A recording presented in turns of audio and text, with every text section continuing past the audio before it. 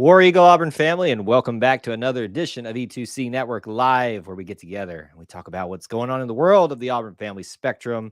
We always tend to be heavy on the Auburn sports here, but if it's orange and blue, it is what we do. Thank you for joining us for another post-game reaction show. Again, this seems very odd that we're doing this technically still in summer. I know some of y'all are in school now, but it's still summer for a lot of us. In summer, Auburn men's basketball, it's odd, it's weird, but I love it because it feels like these days, especially this past year, we can't get like a month or a few weeks off without something Auburn to talk about, like legitimate stuff. I mean, it was like August, beginning of August, basically, to the beginning of July. That's the only time period we haven't had something Auburn sports going on. Thankfully, they are tiding us over to football season. With that being said, that is what we're going to be talking about tonight, is Auburn basketball defeating Israel Select All-Stars in their second game of their Israel trip, 107-71, 10 points less than they did in the first game, albeit it was a much closer game for a lot of the game. Second half, Auburn kind of took it over and ran with it as you would expect them to do. You would hope they would do. But it got a little close there for a little bit.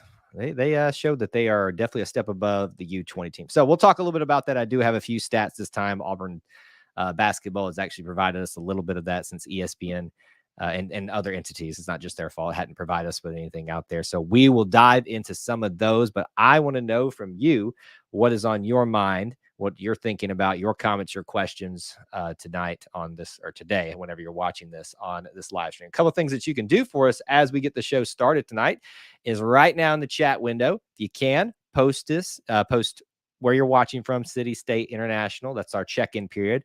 Smash the like button, share it out on social media. If you're on Twitter, on Facebook, even if you're on the replay right now, doing that does help out our show, and it does help us reach a bigger and wider Auburn family out there. But post where you're watching from with a War Eagle, and then start getting your comments and your questions in, because that will help drive the show and will help our discussion. And I'm obviously willing to share my thoughts and impressions on everything.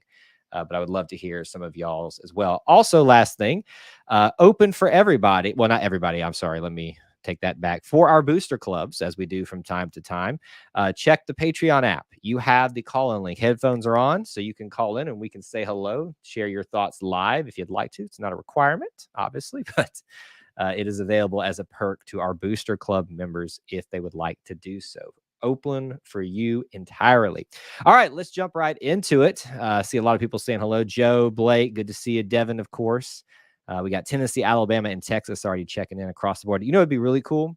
It was really neat during baseball when we had people from Oregon checking in, and it would be cool if somebody from Israel would check in, because that was like just a super unique and fun thing to see. Dusty here, good to see you from P. Cole. Excited for you one. Let's start there, right? I think in two games, the first thing that sticks out to me is how awesome these newcomers are. And let me go ahead and say this at the front end of all of our discussion. This is two games, preseason. There's not a lot set. You don't really truly know the level of talent that you're playing until you get there and you get into the game with them. So any statements that we make about this are kind of, you have to take them with a grain of salt. However, Yawan Traore, Deny Broom, as I'm calling him. It's not Janai, Deny Broom. And Trey Donaldson had a great game last time. Chance Westry this game. I mean, they have just looked very good. Everything you advertise. And when you combine that with the talent that's already here, Dylan Cardwell, you got Katie Johnson, Zep Jasper, Wendell Green, Alan Flanagan, Stretch. I'm forgetting some. We haven't been able to see Lior because he's been injured again, unfortunately. But wow, just we are blessed, people, blessed, and very much so. Devin says, was in and out watching the game, but what I saw was good. They did not let up after their big win on Tuesday. Now, I will say, if you were, I know you were watching in and out. So from the first quarter to the second quarter, there was a time where the All-Star Select team was defeating Auburn. And it shouldn't really shock you in the course of a basketball game.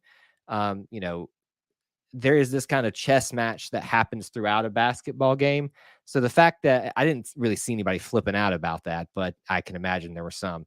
It's not one of those things where you need to panic if you think that you're supposed to roll over these teams and they're up on you for a little bit. You saw what happened is once our team settled in, got a feel for what was going on. They kind of kicked it into overdrive. The thing that sets them apart, and that so many of you have posted, were interacting with us on social media and pointed out, the defense is what's going to set this team apart.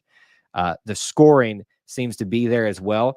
And if you are a fundamentally sound basketball team, meaning that is not a weakness in any way for you, you can get the offense to where you need it to be.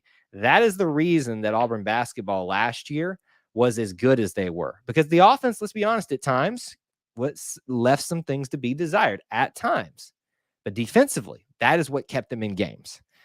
So that's what kind of happened early on. And thankfully, it didn't become too much of a major issue. Rhodes is kind of pointing out on Facebook what we said. Jay Billis was impressed with the defense and the rebounding. Yes, I agree completely. They look great at rebounding. The athleticism of our big guys. Yuan, you got, I say Yuan, Trey Orr, and Janai. I keep wanting to call him Deny. Janai. They are every bit of the big body presence that you want down there, but with the athleticism of a Jabari Smith. Not to take anything from Walker Kessler, because he was athletic in his own right, but it's almost like you took a Jabari, gave it to the defensive prowess, gave them the defensive prowess of Walker Kessler out there. I'm not going to sit here and say that they're going to be better, but I feel really good in 2 games watching those 2 guys out there, especially Trey Orr. Auburn Elvis, one of our members here on the network, he does the Auburn Equestrian show for us called War Horses. So go check him out and follow him on social media. He's always good for a good follow and a good laugh or two on there as well. Not just about equestrian stuff. No doubt the Auburn men's basketball is going undefeated this year. What does this say? It's small on my screen. I think it's some kind of formula that can hardly work it out there. Don't know what we finished with, but towards the end of the game, they said we had 17 steals and Chance had 7 of them. Yeah. By the end of the third quarter, we were just stealing the ball left and right. We were blocking shots. We were getting in the passing lanes. It's funny when you watch this team kind of all of a sudden shut it down and realize, okay, we don't have to beat this team necessarily by scoring. All we got to do is shut them down with our defense. And that's what happened. And then notice what happens. As soon as that defense kicks into overdrive, here comes the offense. Just because they're in such a disarray now on their offense that they're trying to hustle back and get into position on defense. And then it just becomes a cyclical effect where you're just creating a less and less tenable situation for a team that is not up to your skill set or your skill level. No offense to All-Star Select or Select All-Star Israel. They had some good players on there. It was a much better test and a much better team that we faced today. But still clearly not up to the level of the Auburn Tigers. 107-71 speaks for itself. We're a better shooting team than last year. Now, unbeaten, it's kind of what I said at the beginning of the team. Let's not take 1 and 2 games in the preseason and make overarching statements that we are better, because I could take you 1 or 2 games in the regular season last year and say, well, we're better than this year, or we're better than this team in 2 games. But I will say, based off the athleticism, the style of players, that the new ones, especially that seem to be out there, you may end up being right. There were some frustrations last year with a little bit of lacking in shot efficiency, shots taken, things like that. And that's definitely an area of improvement. And that's what Coach Pearl went out and tried to address with some of these guys that they were bringing in and things they worked on in this offseason. So, while I don't think it's fair to say that we are a better shooting team yet, I see the signs that we could be. Maybe we'll have to wait and see. Thank you.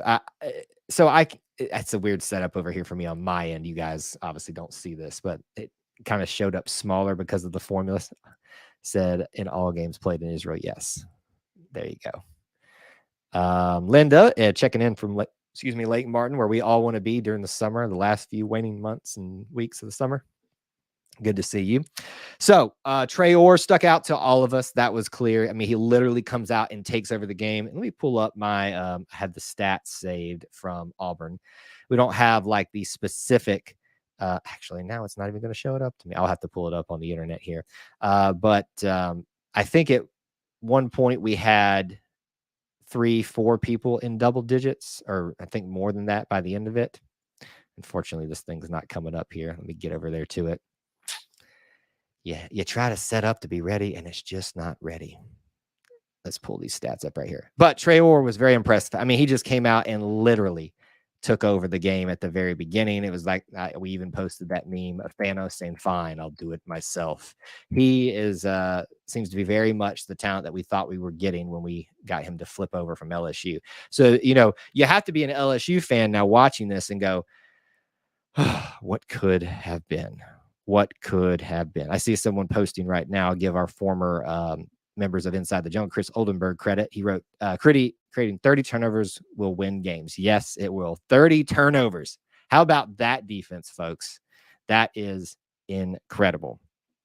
Give it a second. It's coming up here for me to be able to look at the stats that Auburn provided for us. I hate not having the legitimate, like ESPN stats, because I just have those ready pulled up. But all right, so here is your stats. Yawan Traore, 20 points, 2 rebounds, 75% shooting from the field. Janai Broom, 18 points, 4 rebounds, 3 blocks. I felt like he had more than that. Chance Westry, 18 points, 7 steals. KD Johnson, 15 points, 4 rebounds, and 3 steals. So 4 people in double digits. And then Dylan Cardwell with 9 rebounds and 5 points. How about them apples? That's fun right there. 4 guys in double digits. 3 of them are the newcomers. And I felt like there was a time where everybody showed moxie, showed their ability to contribute to this team throughout the game today. And that's the important thing. Here, let me bring this point up to you guys, and I'll go back to some of y'all's comments and questions. I like the fact that we are seeing so many different, it's only been 2 times, at least thus far, 2 different starting lineups, mixing and matching of players. And it's not that I'm shocked that we are doing this, but it's just nice to see that. You see a guy like Stretch Akingbola, who came in here. A lot of people were hoping he was going to be, the guy as the big man. And for whatever reason, that just hasn't happened yet. But he's very much a part of this squad in terms of getting utilized out there, and especially in preseason time, a lot more. And I like seeing that, because I do think that we're going to need him down the stretch, because we have lost Jabari Smith and Walker Kessler. And as good as Janai Broom, as good as Yawan Traore, as good as Dylan Cardwell is playing as of late, you're still going to want to have, when you lose something like that, a dominating presence like that, you're going to want to have a lot of options to figure out what truly is, who's your best ones out there to work off of.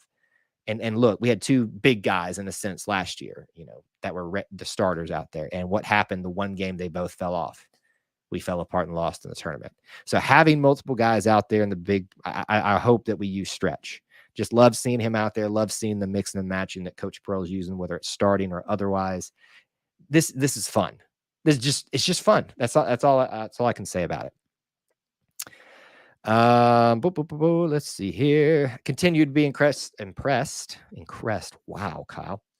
Impressed by Dylan Cardwell. He has really improved and seems to have taken on more of a leadership role.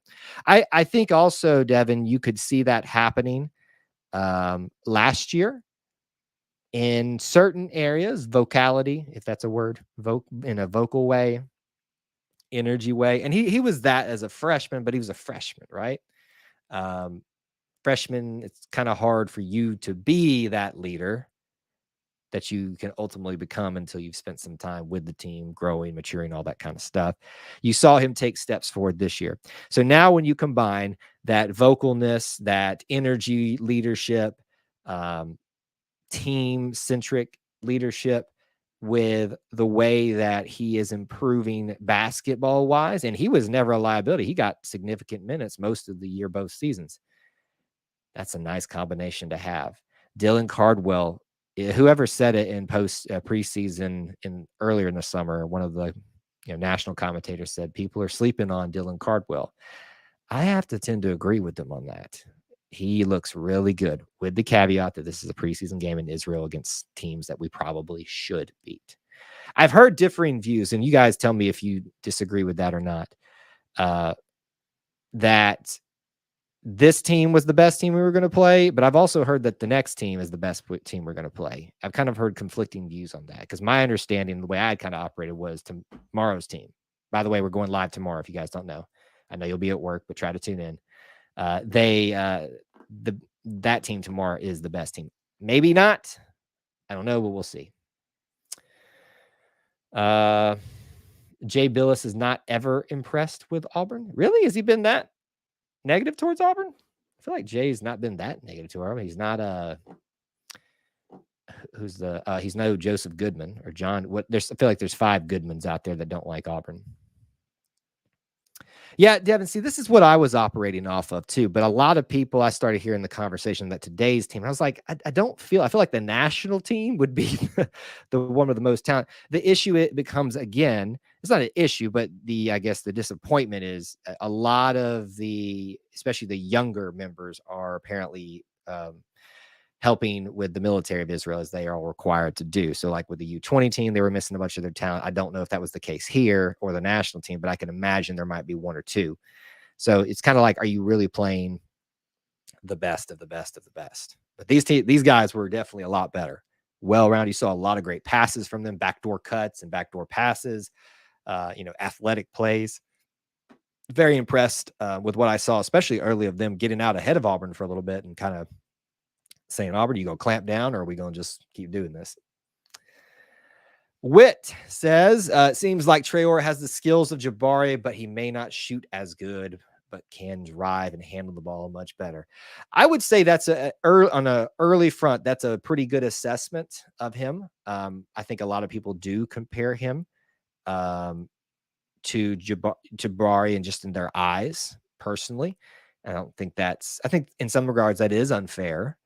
But it's easy to make those assumptions when you're that type of talent. And we just came off of a year with Jabari.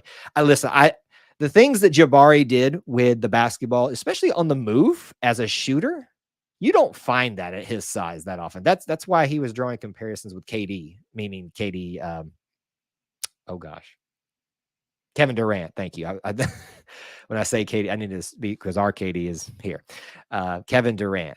On the move, big guy shooting threes and distance twos like that. You don't find that often. So yes, he may not be like that, but his athleticism, ability to drive in like that and kind of create shots and opportunities for himself. Jabari had that too, but that seems to be Traore's skill set. Very good game for him, obviously, as the team leader in points today. Just outstanding. Joe asked, so after this game tomorrow, is this the final preseason game? Technically, yes. Technically, no. So I said that very weird too. We have what are called exhibition games just before the game started. You will find them as part of the schedule when they officially list that. I think we're just waiting on the official SEC schedule now, like the dates. We know who we're playing, just the dates. Those are technically preseason games. So you will see a lot of what went on in this game, mixing and matching. Not so much. They're going to have an idea, but you will see those players that don't see as much time a lot in those games. So to answer your question fully, no, it is not the last preseason game, but in terms of this Israel trip, yes. So take this in because I know we're going to be, very, focused on football for the next 3 months.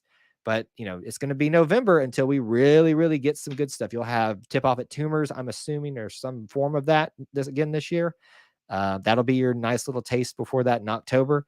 But soak it in because August, September, it's going to be pretty dead in terms of basketball. Jay was pretty favorable when he towards Auburn when he announced games for them last year. I think 2 things on that. I think Jay Billis and any commentator, when you're especially with Bruce Pearl, they all like Bruce Pearl. That's the one thing that we have going in terms of Bruce's relationship with people. The one relationship group that he has is these ESPN guys. They know him. They love him. It's hard for the people to hate on him publicly. Other people, that's just what it is. Jay also, I think when you are live commentating, you try to be as unbiased or more favorable if you can to the popular team. So maybe that's a little bit of disingenuousness, but I never got the impression that he was unfavorable towards Auburn. Thomas checking in. Good to see you. Thank you, Dusty. Thank you. All right. Yeah. Okay. KD. And literally, I posted this tweet out. I said, him come back to the ball. I'm kind of bouncing all around here. That play where it was a breakaway, he had an easy, layup or dunk, and he kind of handed it off to the next player to do. I know that killed that little man to give that ball up, but that's a lot of growth. And then the second later, he gives up a technical. And I'm like, and there's our psycho, but he's our psycho. You know what you get, right? It is KD Johnson. It is a lot of emotion, a lot of fervor, a lot of yelling, a lot of things. But you see so much more good than the bad, and that's why he's our little psycho. Him yelling at the ball after he made that great play was hilarious. I mean, if you're going to yell at somebody, at least yell at the inanimate object that has no feelings. Just be careful that the refs don't misconstrue that. Next home game or next game is the November 2nd. That sounds like the exhibition games. Or one, if there's usually two, if not maybe only one this year. Unbeaten Lake. I don't know if Jay Billis has a say, but hopefully he'll try to get game day back to Auburn this season. I would love that, obviously, but the game day thing with basketball feels like it's once every so often type of thing, unless you're Duke, North Carolina, Kansas, UCLA, all that kind of stuff, Indiana. I'd have to look at the schedule to find what game would warrant that, because Kentucky is on the road this year. Maybe the Arkansas game, because Arkansas is going to be pretty good, and hopefully we'll be pretty good too. It would be fun to have it back in Neville Arena. It really would. The CBS football people hate Auburn. That's true. It seemed to me at the beginning of the season, none of the media was high on Auburn because they didn't have any reason to be. Yeah, we had the talent on the team, but they hadn't seen us play yet. They know what they have now. There's not going to be anybody sleeping on Auburn. It's just a question of how good they are. And I think, secretly, a lot of the media knew Auburn was going to be good. They just weren't comfortable putting their noses out there, just a little bit scared to kind of put some feelers out there, to put some predictions out there. As the season went, the attitude changed because we were showing it on the court. So that's the thing. The precedent has been set now that Bruce Pearl can go through a lull, which he did the season before last year with COVID and everything, obviously, and then come back up on top and get his team to the number one spot. So that precedent has been set. This is not a team that's a flash in the pan. This is not a program that's a flash in the pan. This is a blue blood team of the modern era. And that's not arrogance to say that. That's just based on facts. Auburn basketball currently is a blue blood team. Now, we'd like to see a little bit more postseason success, but we've got a championship out of it, an SEC tournament championship, and we made it to the Final Four. Haven't gone to haven't gone to the Sweet 16 or anything like that, but they are year in and year out, typically in the running as one of the top teams, top 20 teams, top 15, probably top 10 teams. So a lot of talent. All right, Booster Club members, we're going to keep the phone lines open for just a little bit, but we'll close that down in just a little bit if you're not interested in using those. But it is available. Check out the Patreon app, the Booster Club, for the link if you'd like to do so. What else stuck out to all of you in today's game? Anything in particular, things that you liked, that you didn't like, players that stuck out to you? We talked about Trey Orr. Janai Broom's ability to block shots and then just take it to the other end and handle it himself I'm loving it. I think right now who's in the running for my favorite players of this team is Janai. Obviously, I love me some Lior Berman. And I obviously like all of those, Zep Jasper. But, I think Janai is quickly ranking up there for me. What is Katie's technical for? Devin, I actually was in the middle of setting up when that happened, so I didn't catch what it was for. I would bet it was for a lot of the antics that we see. He probably said one or two many things. I don't know if it was anything bad, but it's kind of one of those things. This is called FIBA basketball, where it's I forget the acronym, Federal International Basketball Association, something like that. And they use their own refs, their own rules, their own way of doing things. And so there's a different culture behind it too. So I would bet that they hit their limit with KD and finally decided to tee him up. If anybody else knows specifically what it was, I don't know. Broom has that dog in him, excited to have a nasty guy like that in the paint. Yeah, he does seem to. It's funny, Dustin. When I watch Janai Broom, it's like whatever route he chooses to take, his body changes to me. Like I look at him out there on the floor, and he just looks like your typical very tall basketball player. And then all of a sudden, he moves with the ball. I'm like, is that a guard? And then he, posts up and works his, you know, that the paint game down there. And I'm like, is that Walker Kessler out there? He just seems so versatile that I'm really excited for him. I mean, that's really is the one thing that you can do is create a baby hook shot. If you don't know, it's just a hook shot. I call it the baby hook. Just a simple over the arm thing like that, right down there in the paint. If you can get that down, you will be my favorite player. That is my favorite shot in all basketball. I'm a 3-point shooter primarily when I played and when I play rec stuff now, but I love the baby hook. If I was taller, I could pull it off. Janai Broom, if you want me to be your advocate for the rest of the year, keep doing that baby hook. Kevin, good to see you, my friend. War Eagle, good to see you here on the live stream tonight. All right, so Traore, Janai, Chance Westry, obviously great defense. Was it 7 steals, something like that? Continues to insert himself offensively as well. I'd like to see in this last game some of our regular talent, meaning the guys that we're used to, become more prominent in that last stat sheet, whether it's an Alan Flanagan, whether it's a KD Johnson, Zep Jasper. Or I don't think scoring wise Zep's going to do that, but Wendell Green, I'd like to see something like that. Jalen Williams, all that. That's what I personally would like to see happen in this next game, because I just want to make sure I would like to walk away from this tournament feeling just as good about the old guys as I do the new guys. Again, it's preseason. Everything's kind of on the table. We're just having fun with it at this point, learning to get together.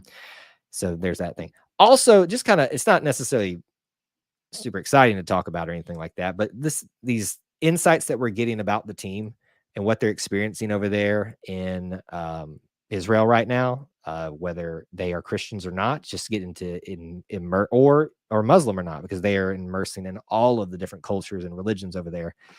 Obviously, a heavy emphasis on Judaism and Christianity, but that's a really cool thing. I continue to watch these things unfold for them over there, and I'm just super jealous of all of that stuff, because that's some cool things. And doing it together, I don't think people value this enough. That team that came away from that Italy trip last 4 years ago, that was the Final Four team, came back with a new sense of team, of understanding of each other. Don't deny what this trip is going to mean intrinsically for the basketball team outside of just playing basketball. It's going to mean a lot. I think there's a lot of players very spiritually on that team. They're connecting with it, and I think that's going to only help them in their leadership aspect of this team. Dylan Cardwell is one they bring up a lot in that. Just a lot of cool things, a lot of feel-good stories for this thing. Now there is the danger that happened, obviously, while they were over there. There was some violence, we'll call it, from both sides, and they did not, obviously, we don't know things for sure, but I'm sure that those created some scary moments over there for them, but it's the reality of what happens over there. But anyway, they're getting a full gamut of what everything that it's supposed to be like. All right, we got a super chat here from Dusty, one of our regulars, one of our Booster Club members, one of our channel members. Thank you, sir. You're too kind. Do not have to do that, but thank you for the super chat. And do smash the like button if you haven't done so. So we've talked about, the feel-good angle, Yawan, Janai, KD Johnson. We've talked about him. Is there anybody else that did some great things today that you think deserves to be recognized, whether it was scoring points, things they were doing on and off the court? Again, it was pointed out that Alan Flanagan, and I felt so too, is showing that he feels a lot more comfortable out there on the floor, in terms of surety on his foot, that injury, all that kind of stuff, and it's showing up in his game. I am very happy with where he's at right now. And I think he's only going to get better and more comfortable as we get closer and closer to basketball time, true basketball time, where it starts to count, even as we get to those exhibition games. So looking ahead, the national team tomorrow, as we talked about a little earlier, most people think we are going to probably have our biggest challenge tomorrow. I know a lot of you will be at work, and I am sorry for that. I will be too, just doing this. So I will be watching it. We'll be tweeting that live, and hopefully y'all will interact with us, and we're going to go live tomorrow to discuss that. And then, we might do one more show after all of this. We will have a podcast from our Inside the Jungle guys. For those of you who don't know, we now have Chandler Fullman and Jace Phillips doing that for us. They will be definitely doing a show for you guys at some point, breaking that down, but we're probably going to do a show as well, kind of talking about a few different things. Might even try to get like a special guest or something to talk with us about it. Dustin, Trey rebounded well for a guard. He is strong. And, Dustin, that's a great point, because this goes back to what we talked about Trey in the last live stream about how he's built to be very versatile, which is why he was highly valued as a football player, as a safety, because he could go up there and hit somebody without crumbling. This is a guy that is willing to go in there and throw his body around, even as a guard. If you want to think about a guy as comparison, and let's see if I don't, Deshaun Murray. Now, Deshaun Murray, for those of you that don't remember, was one of the fan favorites about 5 years ago here, and he played on War Ready. The dude is all of 6'5", but played like he was 7'5". He would out rebound some of the best ones in the country, block their shots. I mean, dude had no fear even for his size. Trey Donaldson is still a little bit smaller than him, but that might be a good comparison, especially if he scores. Might be a better comparison. Like, he may be the better version of that. But love that he is that strong, different body. And even Kevin said Trey deserves to be announced there. Announcers were very complimentary of Allen. So good to see him getting back into the game. So here's the thing too with Allen. I shouldn't say everyone is rooting for Allen Flanigan, because I know a lot of people aren't, because they're being very rude towards him, and we're all last season. But everybody, the reasonable people, want Allen to succeed, because we all saw the trajectory he was heading to. And I never got around to it this year, and it's probably not going to happen now at this point, but I wanted to do this video explaining the trajectory and put it all in context for everybody about where Allen's been, what's happened in that time, and why maybe we see some of the things that work and don't work with him at this point. Not making excuses for him, but just kind of putting it all in context. I think everybody, the story they want to see happen is Allen Flanigan sees this team this year and make it his team again. Not in a selfish sense, but in a, he's not going to be Jabari ever, but in a Jabari sense. Jabari made that his team. And then Walker kind of said, I want some of that action too. If you get a bunch of these guys just taking ownership of this season, and personally, but also as leaders, it's going to be something special. Not to get you out there overly excited and all those things. I'm not calling Final Four. We're nowhere near close to that, but yeah. Sullivan on Facebook. We've talked a little bit about Danai, as I say, Broom today. Very, very happy with what I've seen out of him, Sullivan. So I'm right there with you on that one. All right, we're not going anywhere just yet, but go ahead and get some comments and questions to kind of round out our show. So don't run away just yet. Just a couple reminders, as we always do at the end of every show. Check out the links in the description for ways to help support our content. They are all listed in the description. You can hit the join button here, become a channel member. $1 a month is all it takes. It gets you those things. There's little icons and emojis access to, and it's usually easier for us to see your comments on the busy streams, because those are coming. There's also the Booster Club that you can take part in. Please do check that out if you haven't. You can get some extra perks there, starting for $1 a month as well. Or you can do simple things like super chats here, such as Dustin suggested, the thanks button here, PayPal for one-time things. But if you don't want to do any of that, you just want to say, I just want to support you and watching here, that's all we ask.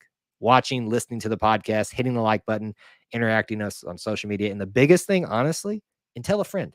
Invite them into our little family within the Auburn family, because you are the best family within the Auburn family that there is out there. I mean that. I'm not just saying that because it sounds good. You are the best little family within the Auburn family. So, kind of rounding out the thoughts as you guys get your last minute thoughts, comments, and questions in here. Through 2 games, like the versatility of this team individually as players. The newcomers seem to be as good as advertised, all of them. Trey, Chance, Janai, Yawan, especially Yawan after this game. Alan Flanagan continues to look like he has improved. He's more comfortable. We see a lot of the same things that are good from some of these guys like Katie, like Wendell, like Zepp. Dylan seems to be have improved, taken another step forward. Um, I'm really happy with where we find a lot of these guys at in the preseason. And I don't think it's all going to come together tomorrow in this final game. And that's just like look like the best team in the entire world and beat them by 200.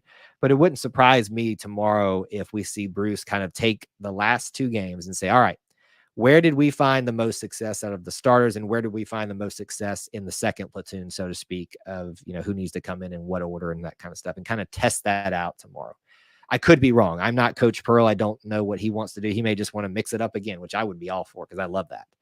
But I do think that if I was coach, I would try to do that and find the guys. So I wouldn't take I take everything with a grain of salt that you see tomorrow in terms of starting lineups and who plays in what order and what times and stuff like that. But it wouldn't shock me to see a simulation of at least how you want to start a game at this point in the season. So it could be a small little taste, just a small little itty bitty taste of what to expect in game 1, the first regular season game of 2022-23 season.